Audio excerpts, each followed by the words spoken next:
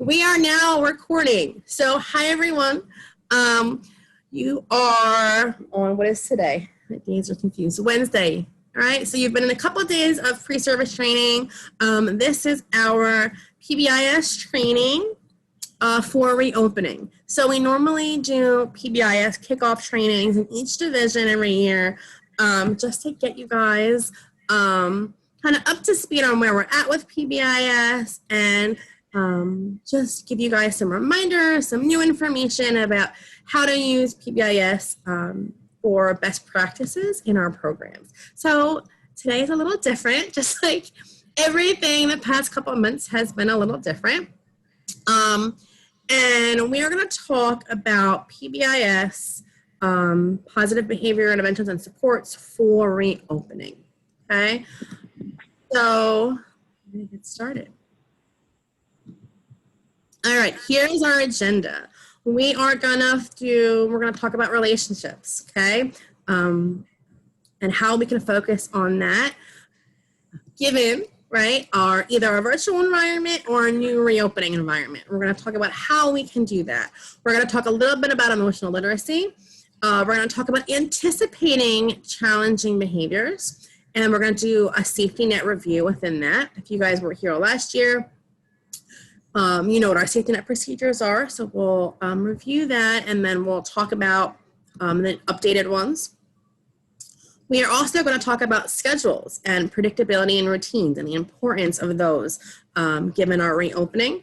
Oh, sorry. And then we are going to do a little bit of self-reflection at the end. Okay, so let's get started. All right, so I want to do a little activity in. If you are coming in and you are not muted, please mute yourself. So we are going to do a little activity in the chat. So if you need to find your chat, I made a little diagram here to find it. Sometimes it's hard when you're screen sharing to like find things. So just take a minute, find your chat box, get it ready, and we're going to do a little activity. Okay? Like a little. Okay. Get ready on your chat. So you've probably seen this. Are you finished?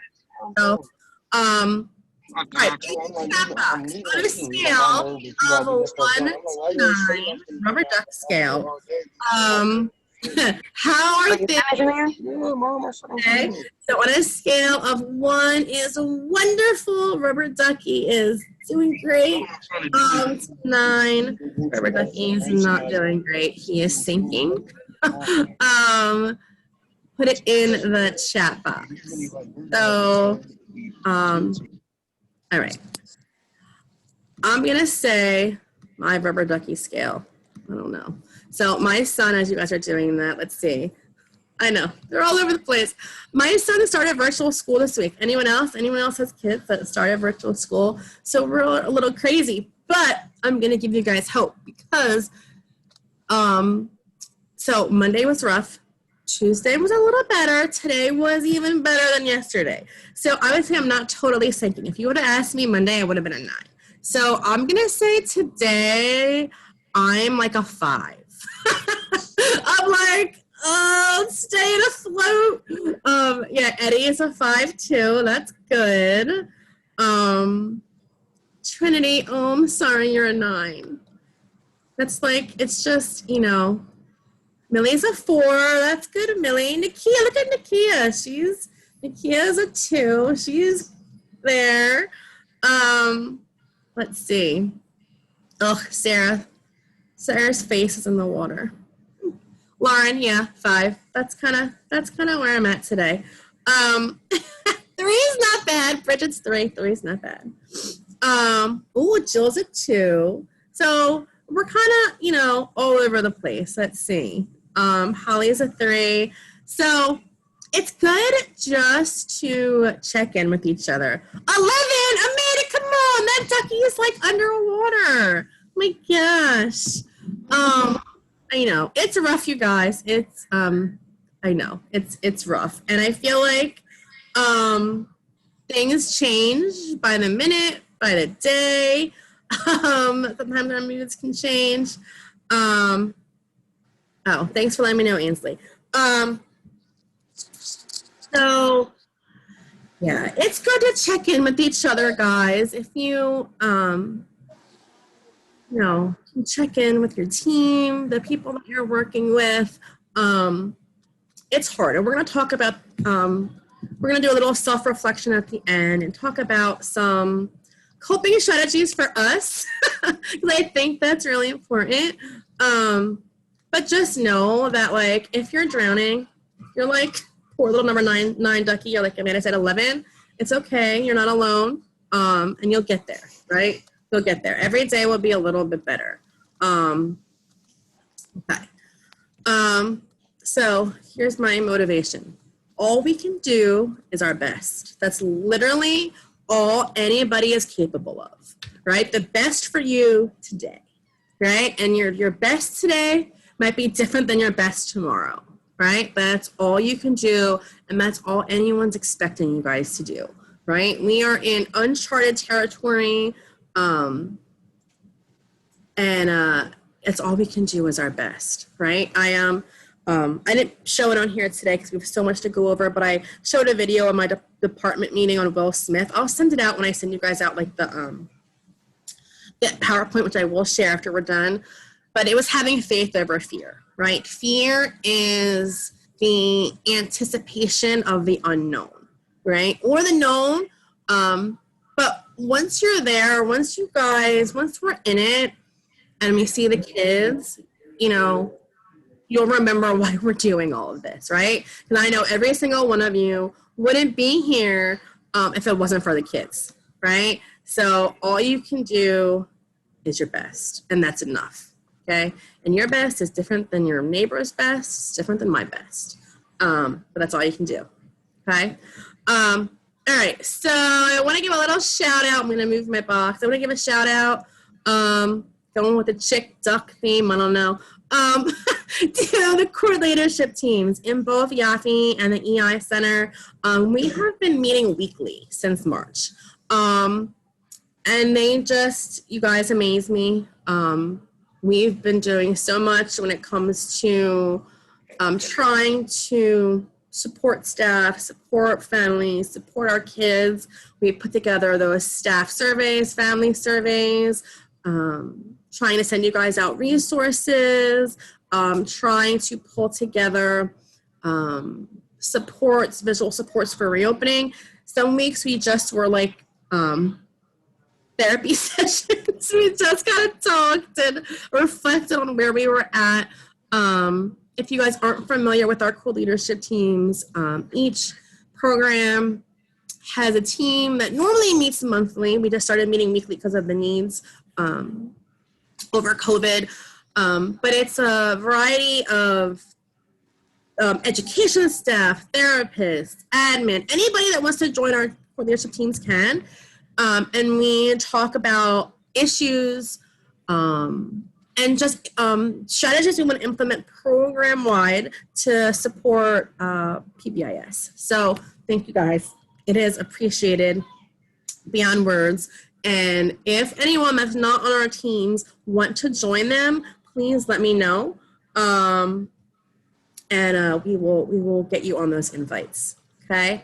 And my coaches too. I know our coaches, we haven't been meeting as frequently, but we will be starting, and every classroom is assigned a PBIS coach. So all the information we're going to go over today, you can always email me if you have questions, but please reach out to your coaches too. They are there as a resource to you guys, and they can really, really help with anything that you guys need as it relates to PBIS, okay? All right, so we are going to talk about relationships, okay? So here's our pyramid model. I'm going to move my face. So if you've been here with Easter Seals over the past, 6 years, you're familiar with this pyramid model. Easter Seals have been implementing PBIS for at least a handful of years before I've been here, and I've actually been here 4-ish years now. So this is our pyramid model. This is our tiered system of intervention for positive behavior supports. It's also our training model, okay? So we start with that effective workforce, that's you guys, okay? We cannot do this without you. You are below the relationships. We say the relationships are the foundation. You guys hold up everything, right? So we want to provide you training and resources so that you can feel prepared at implementing PBIS with our kids. So we're going to talk about relationships, okay?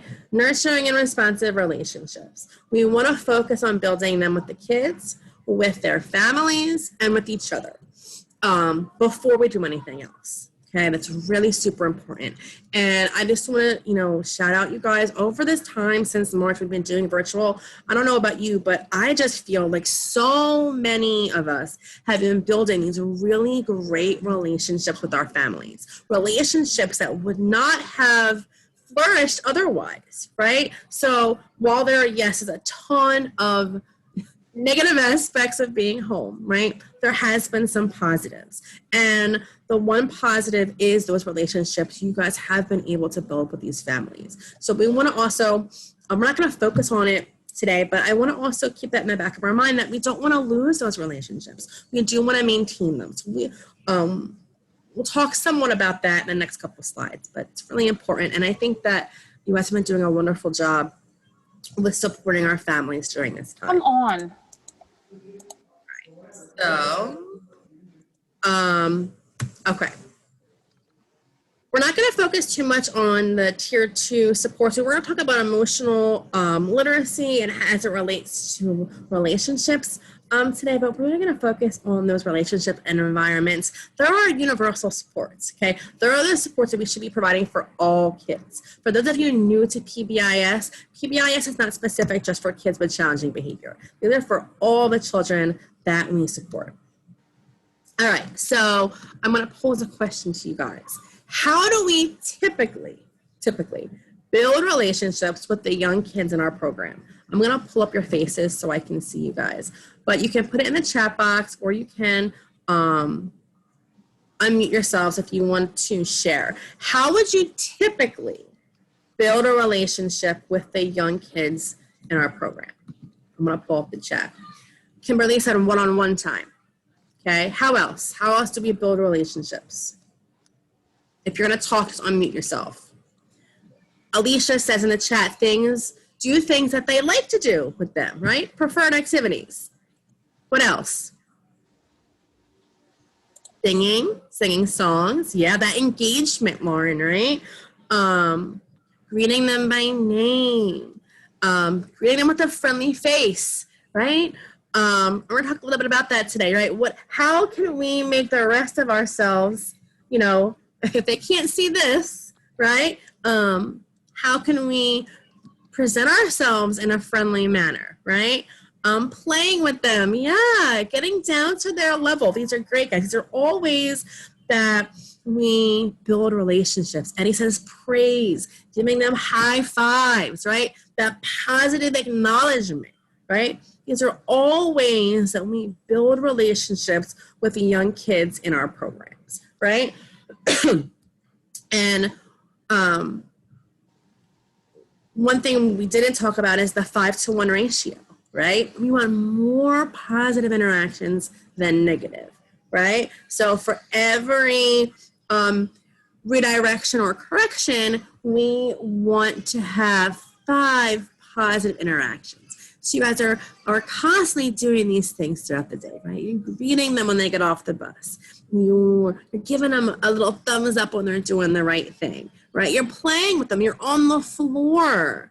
Hugs and smiles, Takia says, right? So these are all the things that you guys do typically to build relationships with these kids. And is it going to look a little different? Yeah, it looks a little different now virtually. And it is going to also look a little different when we reopen, right? So we're going to talk about that, okay? So here is a slide. We're going to talk about kids in program and then the kids not yet returned, So we have to create opportunities to build those connections with the kids in program, okay? So show and share. So you might think, we don't normally do like show and tell. We don't want them bringing things in from home, right? But we want to make a connection, right? So maybe we're going to get information from parents about what they've been liking to do at home, okay? What are their favorite things been at home? How can we bridge that gap? How can we say, okay, he's been, watching a lot of, I don't know, Mickey videos at home. So we're going to bridge that gap. We're going to show a clip of a Mickey video during circle time, right? So how can we bridge the gap? How can we provide things that they have enjoyed at home into the classroom, right? There are ways to do that, okay? Pictures from home. We're going to talk about separation anxiety when we get to anticipating challenging behavior. Because separation anxiety is going to be real, guys. I know you can hear, and I apologize, but I have a screaming baby in the background because even just being in a different room from her, she gets upset. Okay? So think about our kids. All of our kids have been home with their parents for an extended period of time.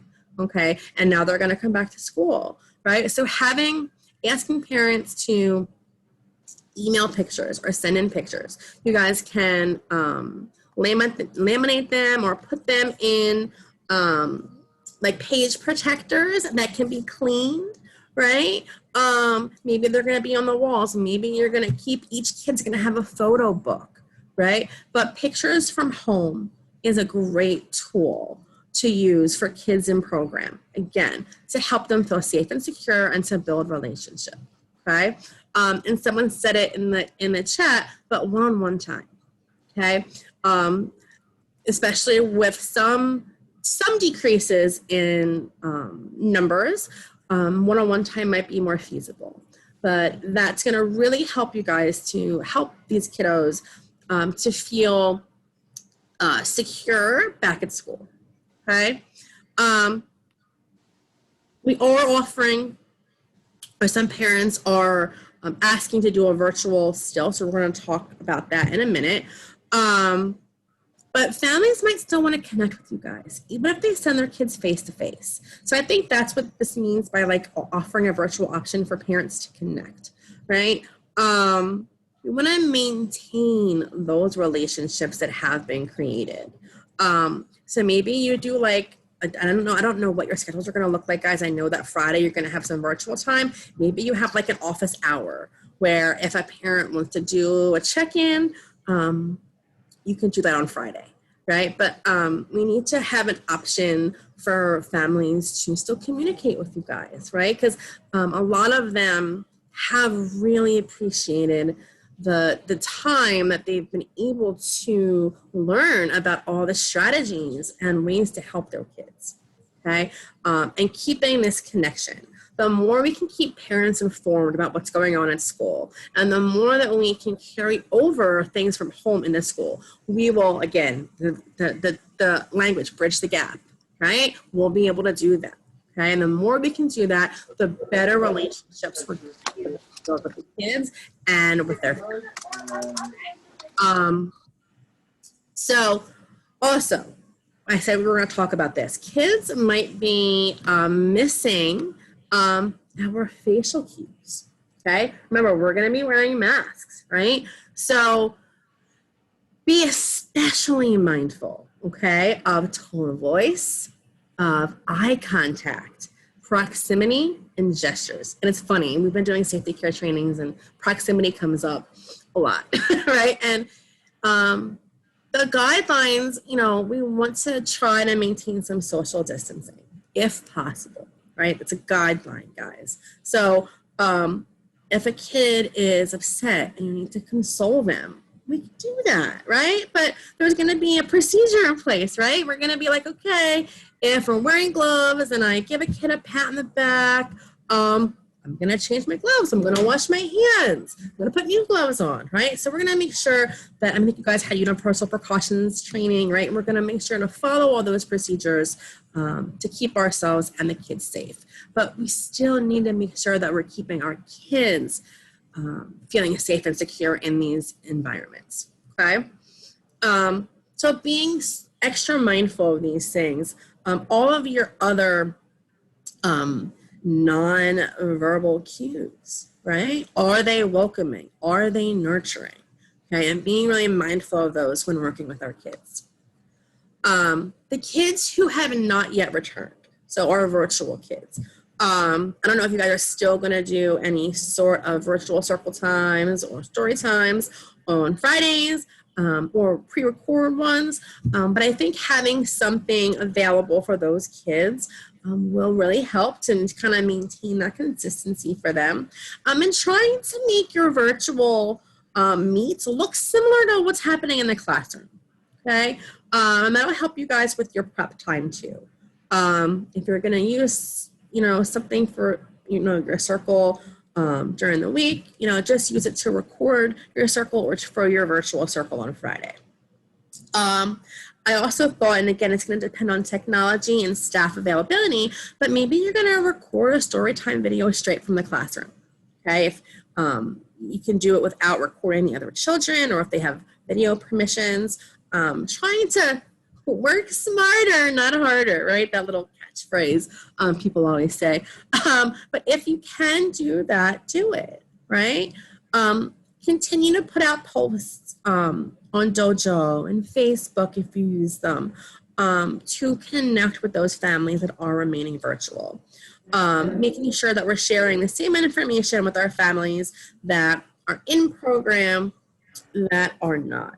And we're trying to not have papers go back and forth, right? So how are we going to communicate with families without sending home notes, without sending home newsletters, right?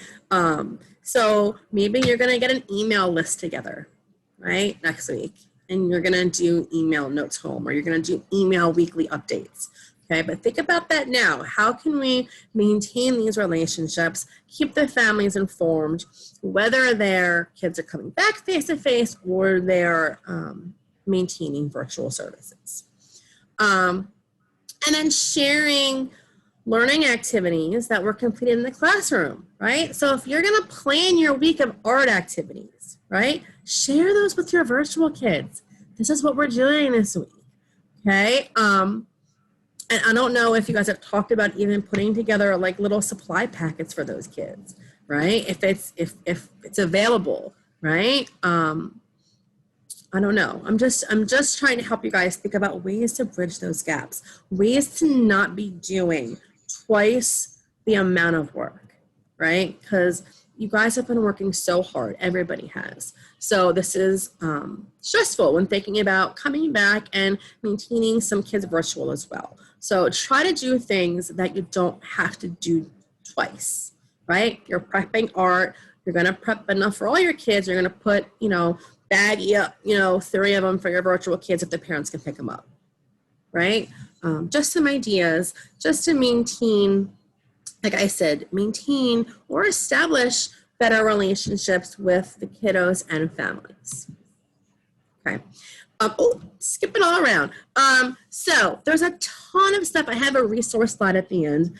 There's a ton of stuff on our Google Drive. If you guys haven't looked at the PBIS visual supports for reopening on the Google Drive, please look at it. There's a ton of stuff you guys can use. Fun ways to build relationships are updated greetings, okay? Someone said hugs, right? It's so sad. We're going to try to limit contact, right? So maybe we don't want to do hugs every morning when a kid comes in. I mean, it's sad, but we want to limit contact. So what can we do? We can do air hugs, right? And teaching the kids some of these. We can do the superhero salute. I think that's so cute. Just waving, right? Happy dances, right? And these are things we can teach the kids, right, to do as greetings, or we can do, right, to make it fun, right? We're still preschool. So how can we make things fun? And some of these things I think are great. targets to work on, right? If a kid doesn't know how to wave, let's start working on that, right? As like a motor imitation. Or an air hug. I love the hands on your heart. It's so super cute, right? But just other ways to build relationships, right? This visual is on the share drive if you guys want to use it. So I pulled a slide on emotional literacy into our talk on relationships. And typically emotional literacy would fall under a tier 2 support. Like that's normally where our like social emotional strategies fall. But it's interesting. In PBIS, they have infant toddler modules, which I pull from sometimes because sometimes our kids developmentally fall in that area. And in infant toddler, they talk a lot about emotional literacy within and building relationships because we want to support a kiddo's emotional well-being, right? We want to help them and we want to allow them to express their feelings, right? And we want to validate that they're feeling a type of way, right? So emotional literacy is just that. It's teaching kids to identify, understand, and express their emotions. So how can we do that, right? And EI, we've done a lot of tier 2 training. Yathi, we started some tier 2 training last year, but now more than ever, helping children to develop these social emotional skills are important, right? So I have some examples for you here, like an emotions check-in chart, where a kid can have their own like indicator with how they're feeling throughout the day. Using a mirror, right, to teach kids what eyes or body language looks like with the different emotions, right? A little different since we're not looking at faces or can't see faces with masks. Social stories, talking about how it might be scary to see people with masks on, right? There are a ton of social stories on the Google Drive you guys can print and laminate. You can even update them. If they aren't quite how you like them, you can modify them. The Google Drive is meant for you guys to, you don't have to search for everything all the time. I want you guys to have access to a bunch of social stories and visual supports kind of right there, right? And then using your own coping skills. We're going to talk about this at the end too. But saying like, I wasn't expecting this to happen. I'm feeling a little overwhelmed. I'm going to take a couple of deep breaths. Who wants to do it with me? I mean, I think it's so appropriate. I mean, I do it with my son all the time, and I'll say it like, Mommy's feeling angry right now. Mommy's feeling upset right now. I'm going to go take a deep breath, or I'm going to step outside. That's healthy, guys. Everybody has feelings, right? Everybody feels stressed or angry or sad, right? So verbalizing that instead of holding it all in will actually help us in our own mental and emotional health and well-being. So I hope this works. I'm going to stop share for 1 second because I want to show a piece of our PBIS training videos. I don't know if you guys have gotten the chance to watch all of them, but there was a super cute social emotional piece from our EI Center friends. So I wanted to share that with you. Let me just, give me 1 sec so I can pull it up. Oh, I can't minimize. Isn't that lovely? So I'm going to go back to my slide. I'm going to pull this up. All right. I'm going to pause that right there. Almost there, guys, I promise. 4:58. I'm not going to make you guys watch the whole thing. We're just going to watch a little clip where we talk about emotional literacy. And I want to give a little shout out to my EI guys that were able to help make these videos. It was very much appreciated. And I'm 7 months pregnant in all the videos. So fun stuff. I'm forever pregnant in our training videos. Okay. Oh, wait, you know what? I'm going to stop share real quick. I want to make sure you guys get audio. Now you'll have audio. All right. So Can you guys just give me a thumbs up if you can see the screen, if you guys have video on? Can you see my screen? No, you cannot see my screen. Okay. I'm gonna stop share. All right, try it again. Oh, Kimberly gave me a thumbs up. All right, I'm gonna, sorry guys, I need to make sure I have video. All right, I'm gonna try. You guys should be able to see and hear. This is just a little clip of our training videos from the EI Center. Emotional literacy is the ability to identify, understand, and express emotions in a healthy way. The first way to start teaching this is in the classroom indirectly.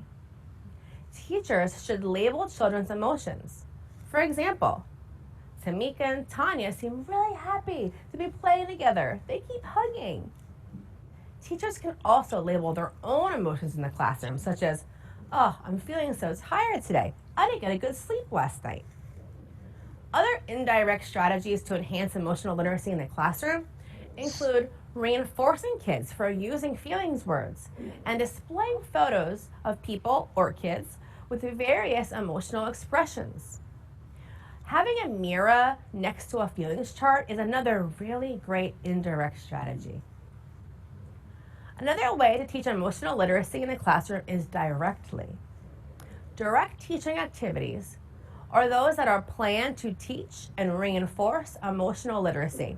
This can include songs and games, feelings check-ins at Circle, feelings dice and feelings wheel games, books about feelings being read and available in the Story Center, as well as lessons planned around specific stories. Social stories are another great way to teach social emotional skills, including emotional literacy in the classroom.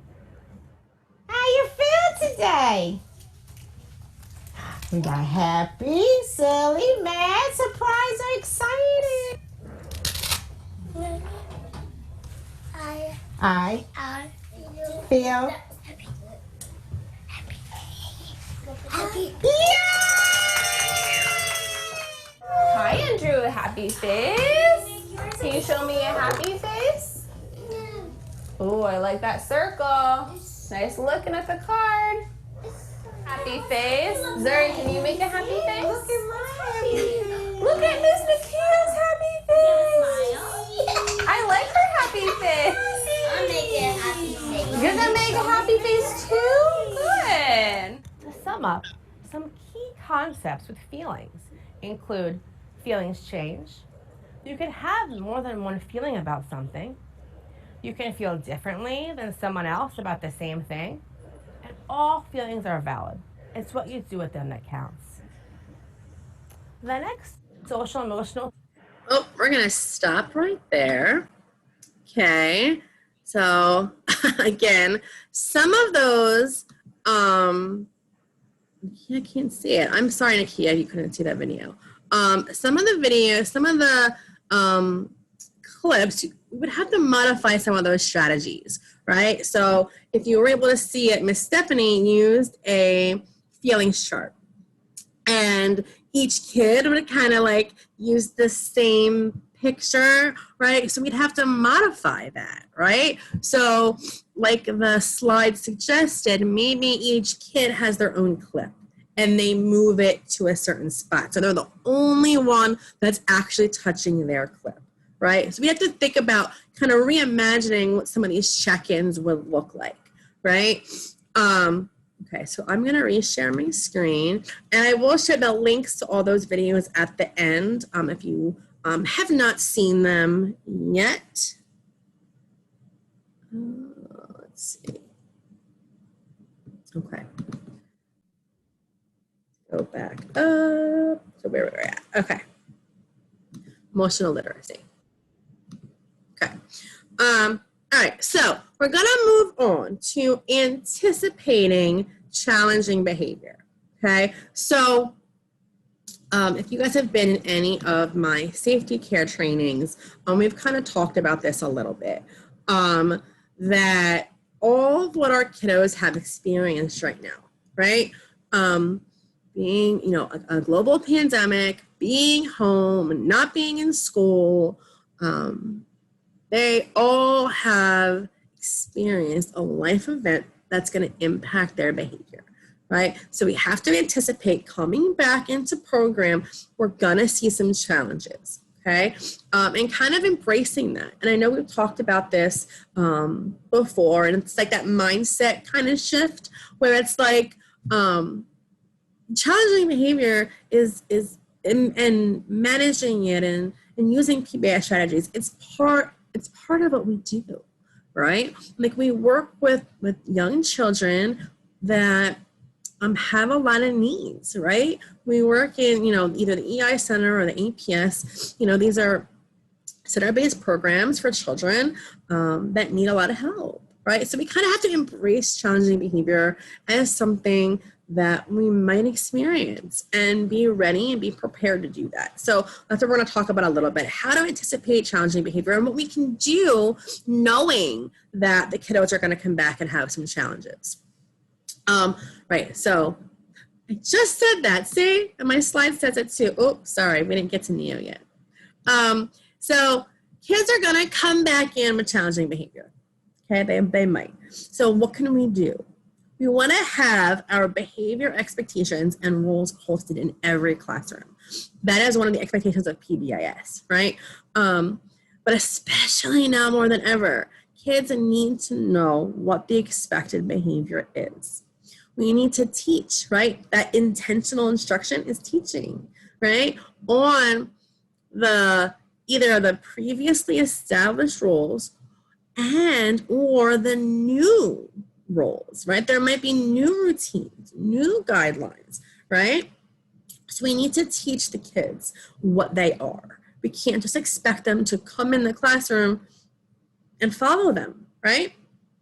So having the visuals up, ready, prepared in the classroom and in the building is step one, okay? And you're gonna do this, you're gonna teach, right? That intentional instruction is gonna be within large and small groups, right? So yeah, you're gonna do it in circle time, but I would suggest doing it before each activity, right? So, all right, we're gonna do art now. Great, remember, when we do art, we keep our hands holding our art instrument, whatever that might be. We stay in our seat. We have our listening ears on and we're watching the teacher or we're watching our paper, right? So every time they go to a new activity, there's a new transition, we're gonna remind them or teach them those behavioral expectations of that activity, right?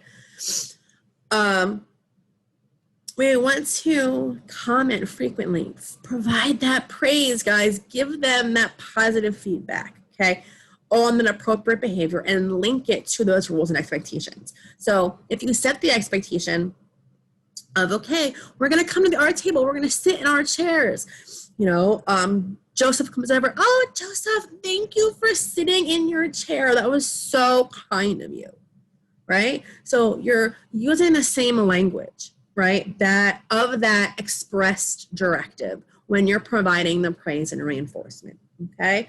And you wanna focus your attention on teaching, reinforcing, and pre-correction, right? And that pre-correction is what I just talked about. It's those reminders. So yes, at circle time, you're gonna talk about staying in your seat, keeping your bottoms in your chair, your eyes are watching, your ears are listening, right? Whatever we're gonna talk about what those exact directions are, but you're gonna remind them also throughout the day. It's not a once and done, oh, here are my rules, and then we never talk about them again, right? We need to make sure we're continually reminding them and reinforcing them for following those rules and expectations. That is step one to try to prevent some of these new challenging behaviors that are coming in, okay?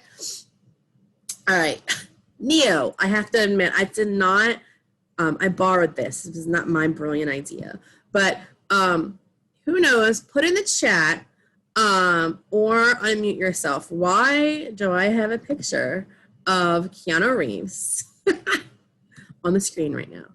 Anybody? Anybody? Any ideas? What does Keanu Reeves have to do with PBIS? There he is. Someone put it in the chat, unmute yourself. Anyone have any ideas? No one has any ideas. Do you guys even know what that movie is? Are you all too young to know that movie? Oh, are you kidding me, Caitlin Hazley? You don't know what that movie is? Oh my gosh. Megan got it. I'm only 22.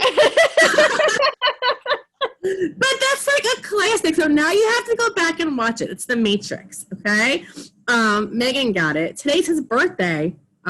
Totally random. Did not know that.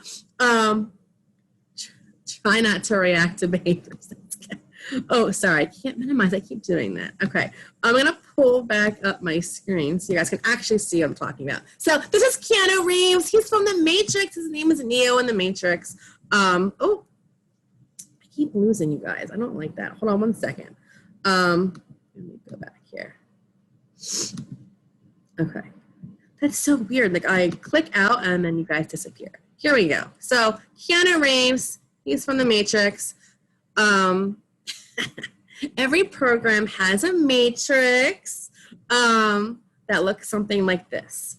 Okay, so this is actually EI's matrix, and it was updated to add not only home learning, as you can see, but also other settings and routines like arrival, dismissal, transportation, and transitions. Okay, if these are not, they will be printed and posted up in your classrooms. The matrices are for you guys, right? Sorry, I have my air conditioning on and I'm getting like snotty. Sorry.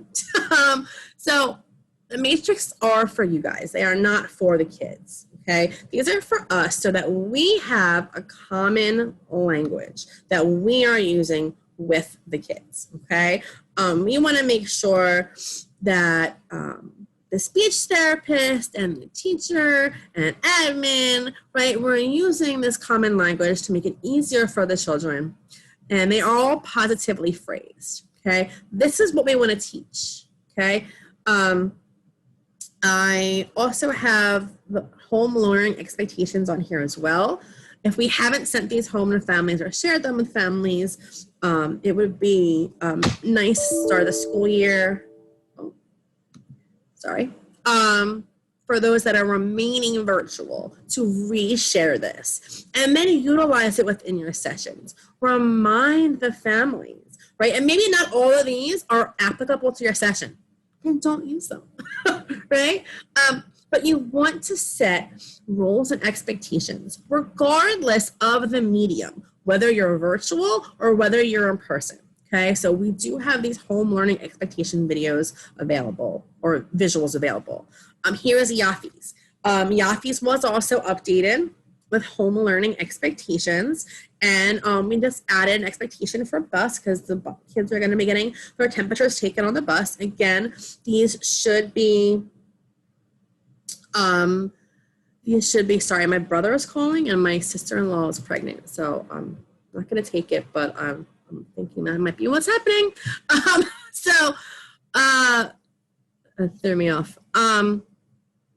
If these aren't already posted in the classrooms in the building, they will be, okay? These updated matrices, okay? And then here you go for Yafi, just like we did for EI, we have home expectations, okay? So if these, again, weren't sent home to families, they can utilize them.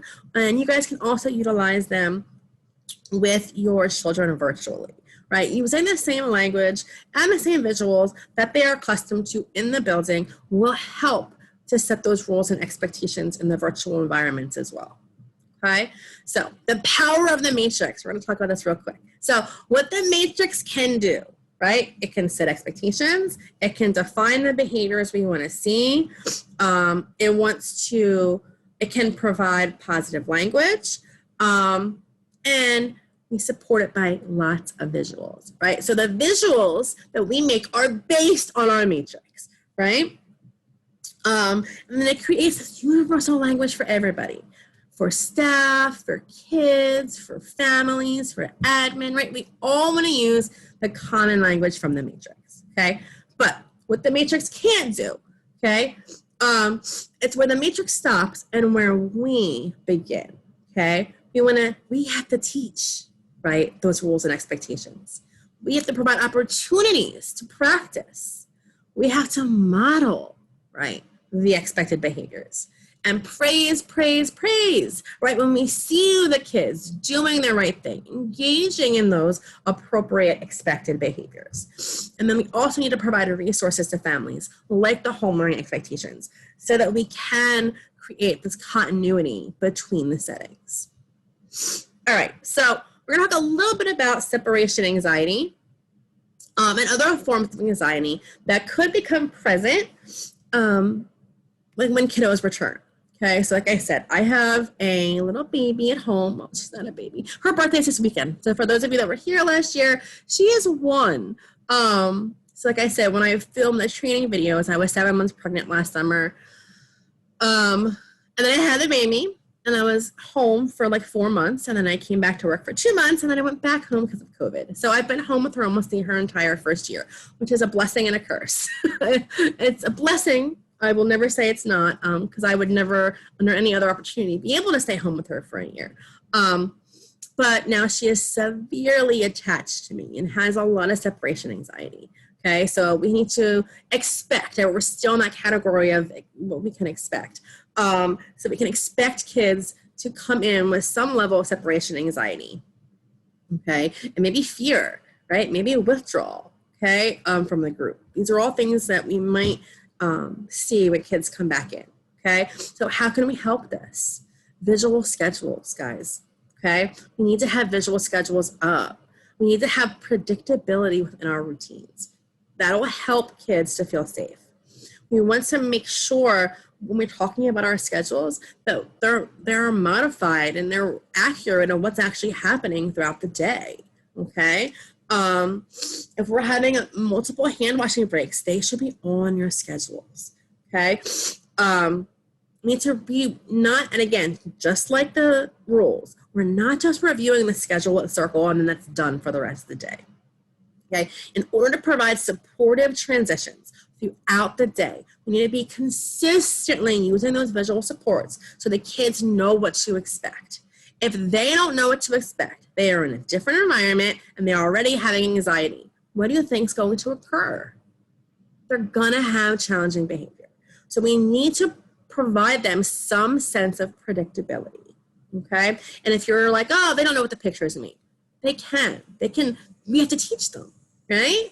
Even, kiddos that might have a lot of challenges, right? And a lot of delays. They can make those connections between this, I show you this picture every day, and then we go to circle, right? Eventually, they're gonna make the connection, oh, I see this picture, and then it's circle time, okay? Encourage and allow transition objects. Yes, we wanna make sure that kids have the same objects, right? You might have bins with lids for each kid, right? Because we don't want kids sharing materials, but we should allow them to hold things. If we're going from blocks to circle and the kid's holding one block, whatever, right? Let them hold that till they go over to circle, right? You know where it goes, you know it needs to be cleaned, right? That's okay, right? The alternative is if we rip their block out of their hand, they're gonna have a challenging behavior, a tantrum right before circle time. Right? So we want to make sure that we are predicting and preventing challenging behavior and we're easing anxiety, not inducing it, right? I talked about this earlier, but having each kid have a little photo book isn't a bad idea. Again, laminate them, make sure we can clean them, keep them separate from the other kids, but it's a nice tool and strategy for kids that are having some severe separation anxiety. And validate emotions, okay? Some of this stuff for some of our kids won't be applicable, but you can say, let's do art and we'll send mommy the picture home, right? Or they can look at their photo book, or they can hold a transition object, okay? We need to, and just using that language, it's okay if you're sad, right? That's that indirect labeling of feelings. It's okay, right? And helping them to feel safe and secure and in a new and different environment, okay? Okay, Safety net procedures. There are a lot of these, okay? I'm going to go through some of them, but it is very redundant. So I'm going to share the document. We're going to go through some of it, okay? But I really think what's going to be more meaningful for you guys is once you're in person with your classroom teams to go through each one of these and say, okay, what does that mean? Okay, because I can talk about it and say the steps, but it's going to make so much more sense if you can see it. Okay, so I'm just going to stop share for a moment. And then I'm going to pull up, sorry, I just laughed because I just saw Bianca's note. Bianca knows what the matrix is. I'm going to pull up the documents, the revised safety net procedures. I will also send these out to you guys, obviously, with the PowerPoint. So I'm going to share my screen. All right, where are we at? Okay. All right, so pull up the video panel. Okay. So these have already been made. These are ones that we have used. I think we created them last year. So they're for all different types of challenging behavior. So they're procedures to follow when a challenging behavior occurs, right? So we talk about PBIS and all the prevention stuff, but we also want to give you guys the tools for if the challenges occur, here is what you can do, okay? I do use safety care language in these. If you are not yet safety care trained, some of the language might be unfamiliar, okay? So the first one, is, sorry, I got a little blip on my screen. When a child's aggressive. We're not going to go over that. This is an old one, but I will send you guys these so you can review. These are really helpful to review in general with your classroom teams. When a child is aggressive towards staff, when a child falls to the ground or drops, when a child is self-injurious. Okay, here are the new ones. Okay, so here's the first one. If a child takes off or refuses to wear a mask. Now, this is for children who are either not exempt or not using the exemption. Some parents might send their children in with masks on, okay? So, prevention. I added these prevention blurbs to the top of each one of these safety net procedures. So, for children not exempt or not using the exemption. Oh, sorry. Okay. Teach about wearing masks, okay, with visuals, social stories, songs, modeling, and practice, okay? Differentially reinforce mask wearing throughout the day, okay? So in safety care, we talked about that structured differential reinforcement, okay? You can say, oh, first you wear your mask, then it's iPad time, okay? You might need to do that. Or allow a child to hold a reinforcing item that can be cleaned while wearing their mask, okay? So these are all prevention strategies. And then the procedure, if they take it off. If they indicate they don't want to wear it, they don't have to wear it, okay? You can help them or assist them to remove it if they can't get it off on their own, okay? Then you can provide them with a mask break and a neutral activity. When they're calm and you can identify or present them a more preferred activity and direct them to put their mask back on. Okay, again, you're going to differentially reinforce the mask wearing and ignore noncompliance. Okay, if they continue to refuse to wear it, and it's an expectation either set by the parents or set by us, we're just going to remove the reinforcement of preferred activity and continue with the mask break and the neutral activity. And then you're going to notify the parent, the building behavior specialist, or even your director or supervisor if it's persistent refusal, right? If it's persistent refusal, we need to talk about it. But that child should not be isolated or separated for the persistent mask refusal. We just need to have a plan in place, okay? And then we can create more specific pairing programs for kids for wearing masks on an individual basis if we need to. Just so you guys know, it is 2:59. I did say this at the beginning. We're probably going to run till 3:30. So if you do need to log off at 3, I understand the training was scheduled until 3 o'clock, but we are going to stay on until 3:30 if you're able to stay on. If you are going to log off, this is recorded, so I will just suggest that you watch the last half an hour. When you can, I will put it on our YouTube channel, and I'll send everybody the link. Okay? All right. The next one we did, so let's scroll down. If a child is refusing to go into the isolation room, right? So part of our plan is if a child presents with symptoms of COVID, or if they have a temperature like midday, we might ask them to go into the isolation room, okay? So prevention strategies. Before beginning that transition, close all classroom and not needed hallway doors that are on the way to the isolation room, right? So you want to prevent that child from potentially eloping into any other areas. So you might need to have someone go ahead and close any doors or block any hallways, so there was a straight shot from where they are at to the isolation room, okay? So do that before you start walking them out, all right? And then you're going to provide them an expectation or a direction that includes maybe a picture of the room, right? Tell them where you're going, okay? You can use a transitional object or aid that can be cleaned, right? And then use your supportive guide. That's a safety care procedure with your cupped palms to guide them and steer them where they need to go, okay? This position does prevent the germs from affecting you. You do have your gloved hands on them, but you're not going to be right hovering over them, okay? And then, again, if they fall to the floor in the hallway, right? Instruct other staff and students to keep a 6 feet distance, wait or find another way to their destination. You're going to have to note what area they dropped because you're going to have to, it has to be cleaned, okay? While wearing your proper PPE, you're going to do the same procedure as you would for the drop procedure, right? You're going to move to a 45-degree angle and extend a hand, okay? If they take your hand, you're going to immediately reinforce, oh, great job sitting up, let's go. Back in the supportive guide, back to the isolation room, okay? If at any point they pull their feet up or they don't bear weight, you're going to guide them back down to the floor and go back to step 2.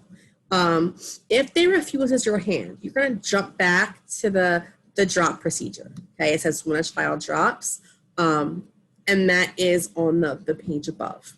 Okay, and all that says is, you know, you're going to do least to most props. Maybe you're going to use a picture. Maybe you're going to do like a partial physical. What we're not going to do for this kid, or for any kids, is you're not going to pick them up, right?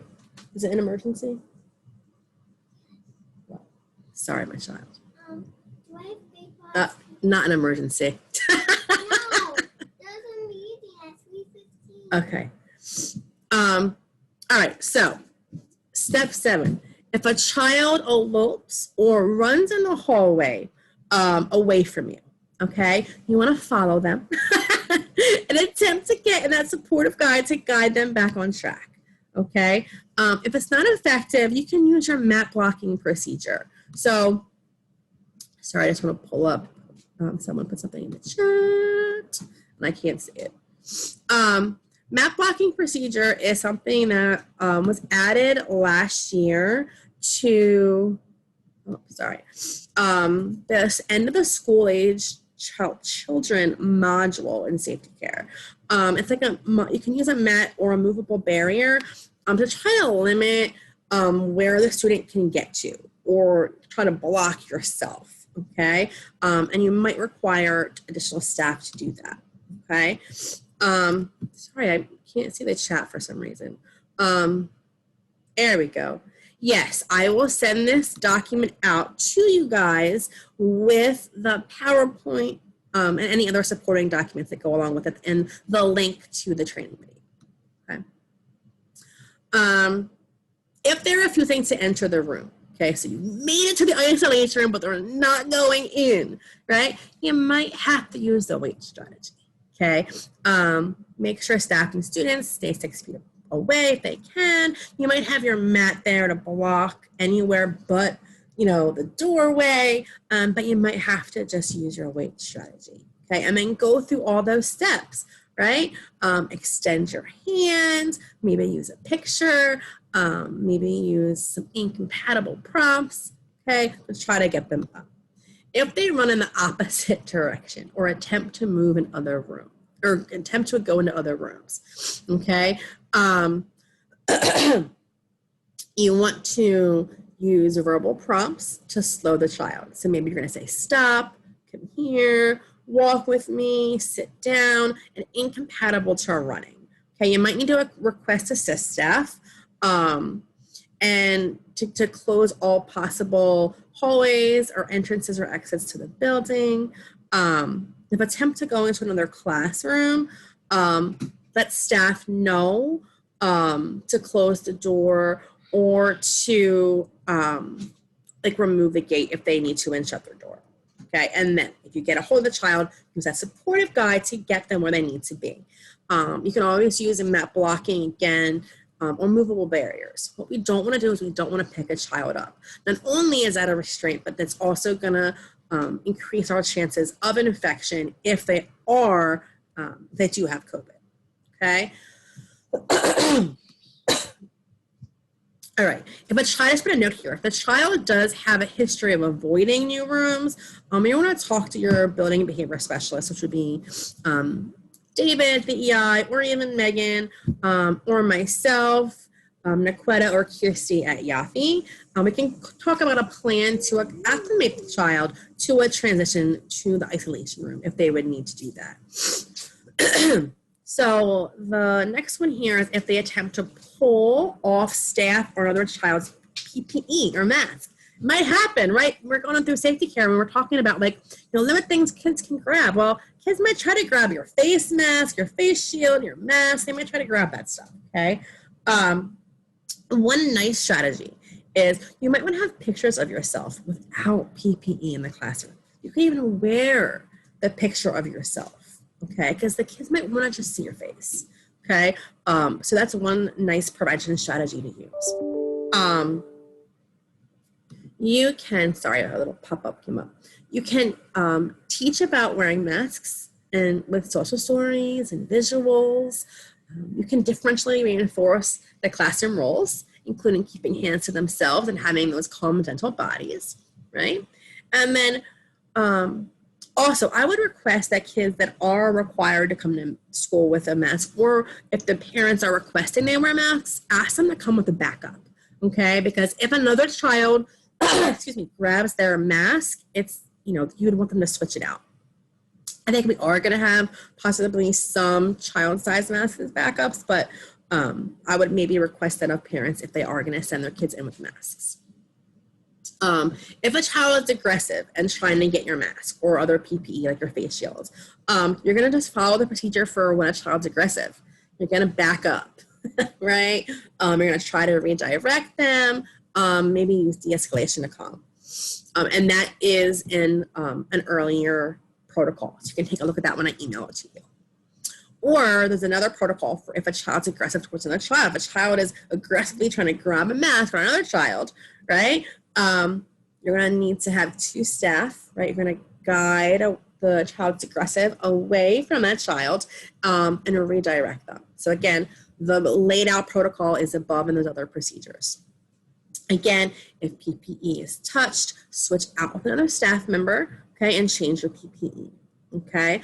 And then same with the child. If the child PPE was touched, like if they are wearing a mask, the staff will assist the child in changing out the PPE. If there was no backup provided by the parent, then we need to provide them a backup, okay? Non-aggressive, okay? If they're just and they might be curious, right? Just back up, right? Out of arm's reach. You can use for your protective shuffle. You guys always make fun of me and say it's like karate. It's not. We're just backing up. We're going to protect our faces. Maintain neutral expression and tone. If there's a peer involved, guide the peer away, and then just restate the current expectation or rule. If they're still trying to just grab after that, use an incompatible or high probability behavior, right? We practice decent and safety care, right? So maybe touch belly or arms up, or let's hop like a buddy over here, right? Something incompatible, something that will distract them or redirect their attention away from your PPE, okay? All right, and always differential reinforcement. So you're gonna reinforce compliance and not attend to the challenging behavior. All right, if a child's refusing a temperature check, I think this is the last one, maybe, but we're getting through them, okay? I appreciate it. It's good. And like I said, I know this is hard when I'm just talking about them. That's why I think you guys should practice them in person too, okay? So if they are refusing a temperature check, okay, some prevention, teach or review with visual schedules. We have visual schedules or we have individual cards that should be made already. If not, they will be made soon to talk about the temperature checks. Okay, you could even demonstrate on yourself or on a doll what that looks like. Miss Sabrina made a song for your time. I'll show you the song. I will definitely link the songs if we don't get a chance to show them before we're done. But Sabrina made wonderful songs for us for our washing hands, for temperature checks, and Miss Amanda, the other music therapist, also made a song for us for wearing a mask. So they are all available on the YouTube page, and I will send you guys that link as a follow-up as well. Let's see. Get a first then board ready. Okay, so you can do first temperature check, then fruit snack, or whatever reinforcer is effective. Okay, you can allow a child to hold or reinforce an item that can be cleaned during the temperature check, and if possible, have them sit. If they're on the bus already, awesome, we're just gonna do it on the bus or before they get on, right? And this is sometimes, you know, we might need to take it in the building in addition to the bus, so they might be sitting or they might be standing. So you might want to have your visual ready. Start with sit and differentially reinforce that, ignore non-compliance. If a child gets up or pushes back or leaves the seat, it's fine. Don't try to force them to stay in the seat. If they are still, so if they get up and they're just kind of standing there and not upset, you can just do it where they're at. Right? We don't want to chase, but if you allow them to get up out of the chair and they're just sitting still, you're like, okay, temperature check, boop, done, right? Don't initiate the chase, right? Don't do that. It's just going to escalate the challenging behavior, okay? If they start to run away, you're gonna block access to reinforcement and use the wait strategy. Once they're calm, you can use the prompt strategy to get them to sit, or just try to use some distraction techniques and then reintroduce the thermometer, okay? And then reinforce the compliance. Again, this should be quick, quick, quick. The more time spent, the more challenging it might become, okay? Oh, there is one more. If the child is persistently, like purposefully maybe spitting or coughing on you, again, sounds gross, but it might happen. Okay, so we want to review and teach about good hygiene, like coughing into the arm. That's a big skill. For our kids, it's going to be hard, right? But can we use social stories? Can we use models? We do have video models too of hand washing. I know EI, you guys worked on one of those. They are on the Google Drive as well. Video models are great tools to teach a lot of these skills. And again, teaching and reviewing appropriate way to express emotions, right? We talked about that. Feelings, check-in, social stories, right? Because if they're mad and they're angry, they might be doing this to get your attention. So working on emotional literacy can help. So you want to just follow the procedure for if a child is aggressive, and then as soon as possible, sanitize the area and change your PPE, okay? If a child becomes non-compliant while waiting, there's one more. I lied. I keep thinking they're this. I promise this is the last one. Try to limit wait time by staggering transitions. This is going to be huge for you guys, okay? If you try to bring all the kids over to wash hands at once, the rest of the kids are waiting, right? So stagger your transitions. I'm going to bring 2 kids to go wash hands. One's washing hands, one's waiting with a toy, okay? they're done, they're going to lunch. Okay, great. Other 2 kids are coming over. So stagger your transitions. It'll help to limit your wait time. Have a plan. If there's nothing to do to avoid the waiting or longer transitions, have a plan. Sing a song, play a game, play with a toy, okay? Build waiting into your routines, okay? And then teach the kids what are the expectations during those times when we're waiting, right? Make sure you're providing reinforcement, and remind the whole group or individual child about the rules and expectations. We practice this in safety care, right? And then if a child leaves and you need to use a supportive guide to get them back to the area, do that. We're done. I'm gonna stop share. I am gonna send that out to you guys so you have those and you can practice them in your classroom teams, okay? I am gonna reshare the PowerPoint. There we go. Okay. Schedules and predictability and routines. We're going to go through some of this because I do want to get to the self-reflection. We're going to make sure to talk about this already, but visual schedules are really important for predictability. But we do need to add in those new routines like hand washing, temperature checks, or anything different about arrival or departure. And post visuals about what's going to happen throughout the day. Okay? You're going to have to teach and reteach the sequence of activities and routines, and they might be impacted by our new health and safety guidelines, okay? The steps of transitions, right, like we just talked about, should include activities to keep kids engaged. You got to plan through your transitions, guys, right? And just plan that your wait times might be longer, right? And that's going to be okay. That's going to be what we're going to have to, work around. Right, those longer transitions. You can even send home a copy of your classroom schedule for parents and families. Okay, this day is going to look like. That's really going to help them. Even if it's in a social story form or the actual visuals, they can even review them with the children. Right? Any altered routines we can provide social stories for, like if drop-off and pickup's going to look different, maybe the temperature checks. We do have social stories for them on the Google Drive already.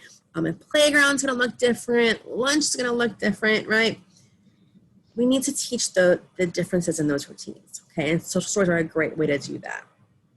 All right, the visuals are on the drive. I'm not going to show the songs. I'm sorry because we don't have time to do that, but I'm going to add Sabrina's wonderful songs to the drive and to our YouTube channel. I will link that for you guys, and it actually is in the resources as well. But we made them for you guys to use them, right? The more ways that we can teach the kids with visuals, auditory stimulation, like the songs, right? The more likely they are going to be to learn and understand the new rules, expectations, and routines.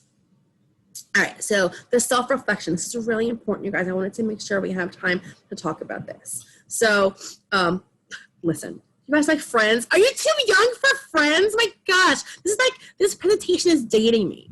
Please tell me some of you guys know what Friends is. Yes, maybe. Yeah. Caitlin, do you know Friends?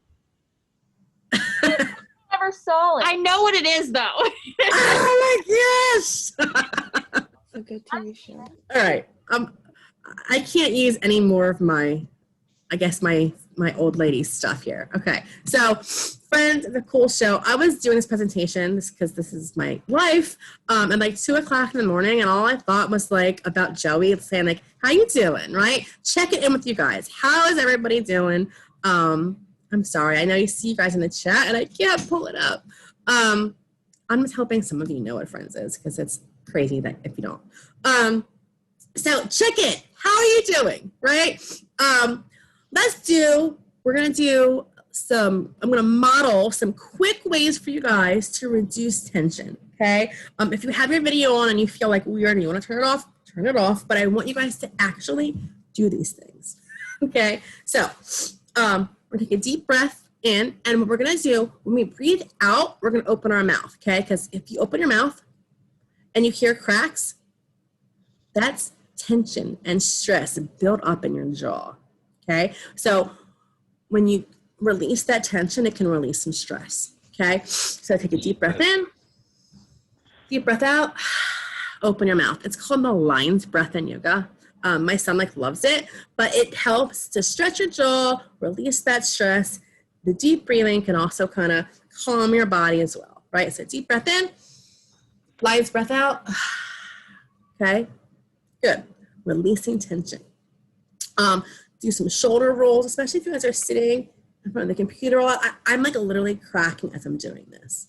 You're gonna roll 5 times back, roll a few times forward. Okay. Hold a lot of tension in our shoulders and our back. I have the worst posture. PTs help me, OTs help me. It's bad. And then we also we can look up and down. Okay, we hold a lot of tension in our necks. We just look up, down. You can kind of do, if you know yoga, do seated cat cows, where you're stretching your back and your neck in and out. Okay, really gonna help to release tension. And then wrist rolls. I've been doing these with my son, especially if you're doing virtual, you're on your computer all day. Roll out your wrists, roll your fingers. Okay, you're probably hearing all the cracks. Okay, so 4 quick ways to reduce tension. Okay, you can do it in the classroom. You can do it if you're at home. Okay, we need to, stress is real and it has real physical effects on our bodies. So we need to kind of counteract that sometimes with some exercises that will help us to reduce the stress and tension. Okay, so when we're checking in with ourselves, step 1, we need to recognize our own feelings of being stressed and overwhelmed, okay? And then consider those activities that help you to feel calm. And listen to this, implement them within the classroom routine and at home. Okay, so I know at home you guys are probably yeah, I do some of this stuff, but can you do things that are calming for you within the classroom day? Okay, yoga, art, music, increasing time outside. Maybe you can use Go Noodle or Cosmic Kids if it's appropriate for your kids. Maybe you're going to use a meditation or a breathe app. I know someone was talking about using yoga mats to help kids space out in the classroom. They're already on yoga mats. Start doing some yoga poses, right? So try to incorporate these things not only at home, but also within the classroom day. It'll help you and it'll help the kids. Okay, reach out to your OTs, right? They can help you guys also to design some activities for calming, right? And again, it helps us. My son, he's growing out of Cosmic Kids. I'm sad. We've done it a couple times since we've been home, but it's great when you can involve the kids, whether it be at school or at home, in some activities that are great for their minds and their bodies, right? And then step 2, ask for help, okay? This is why it's really important to communicate with your teams, all right? Be comfortable asking for help. That might mean switching out or taking a mask break. Let me just tell you that some people have a hard time wearing masks. I'm one of them, okay? Especially for long periods of time. We went shopping the other day because actually tonight is supposed to be my son's first baseball practice. They're doing fall ball, and we went back and forth if we were doing it. Little League got canceled, so we're oh, it's outside, we'll just do it. But we were shopping for equipment, and I was dude, I can't go shopping for long periods of time in a mask. I was feeling super anxious, super stressed. I was sweating, it was for real. So coordinate mask breaks with your team if you need them, okay? Because if you're not expressing how you're feeling and what you need, you're going to send yourself into a panic attack in the classroom, and we don't want that, right? So please talk to your team. If you're not comfortable, talk to your supervisor, okay? Talk to admin, talk to me, okay? And I can help kind of facilitate some of this for you. But it's really important that you advocate for what you need. because this is really stressful for everybody. We know that. And we want you guys to feel good, to feel as best as you can, so that you can use these strategies with our kids, right? We've been talking about it in safety care, but if you guys are stressed and you're on edge, right, you're not going to be using PBIS. I mean, that's just the reality of it, right? Like, I know when I'm stressed and at home, that's when I snap at my kid, right? So I want to make sure that I'm taking care of myself, that I can maintain my composure. Even if my child does something that would make me upset, I can stay neutral, right? Because he does respond better, right? So I want you guys to feel comfortable doing this and talk with your teams about what you need, okay? I shared this with my team kind of early on in COVID, just trying to share some tools that would help. Anxiety looks different for everyone. So even if you're not literally having a panic attack in the classroom, your anxiety might look like something else. So it's important to identify what it looks like in you and your coworkers. So it might be irritability. It might be overscheduling or overworking, overindulgence, avoidance. Maybe you're just shutting down. Okay, so anxiety is different for everyone. So I think it's important for us all to give each other a little grace and acknowledge that people might be acting a type of way, and it's not because it has nothing to do with the other person, right? It has to do with them and how they're feeling, right? So when you're feeling anxious, we talked about before, embed those activities in your classroom day if you can, and at home. Talk to someone about it. But here are some other strategies. Taking a sip of water, drinking some water, having, water available at work, taking some deep breaths, finding a distraction, maybe writing, staying present, grounding yourself, right? Grounding is a big strategy when people have panic attacks or PTSD. Just remember where you're at and why you're there, right? Okay, so mental health resources. Again, if you need more than some coping strategies, there is no shame in getting help, guys. What everyone's been going through has been a lot. So I'm gonna link all this. This is in the PowerPoint. I'll send it out to you guys. Ton of resources. We also have our Easter Seals EAP program, which is free. You can always call them, but there is resources out there and help out there if you need it. Last but not least, our PBIS resources. If you guys are unmuted, please mute yourself. We are just about done.